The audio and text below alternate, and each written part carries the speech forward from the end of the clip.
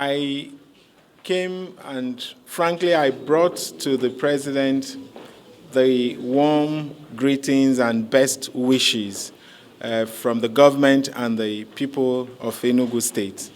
But above all, you may also know already that we made massive campaign promises to the people of Enugu, and we also have expressed humongous vision.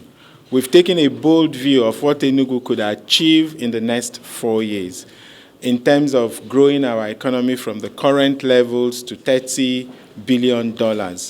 And one of our core governance philosophy is to collaborate and to have partnership. And we have identified the federal government as our core partner.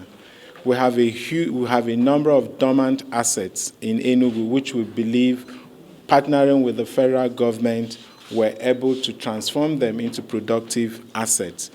A lot of people do not know, but we have huge mineral resources in Enugu, and these resources are sitting under our ground, not being productive. So we believe with the partnership we're trying to basically build with the federal government, we're able to transform these assets into productive assets.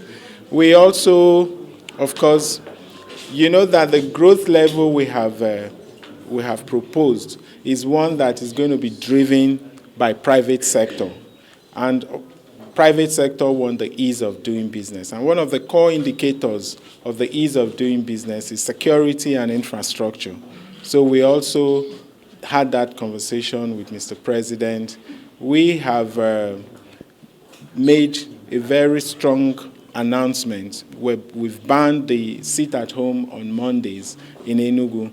And obviously what that means is that we would, of course, need to, heighten our security, tackle the challenges that would flow from that. And, essentially that's what I have come to do. And finally, we also, of course, talked about the release of Nnamdi Kanu. You know that the Southeast has made a collective demand to have Nnamdi Kanu released. And we basically identified with that and request Mr. President, who in his inaugural address promised the people that he's going to engender national healing and is going to serve with compassion.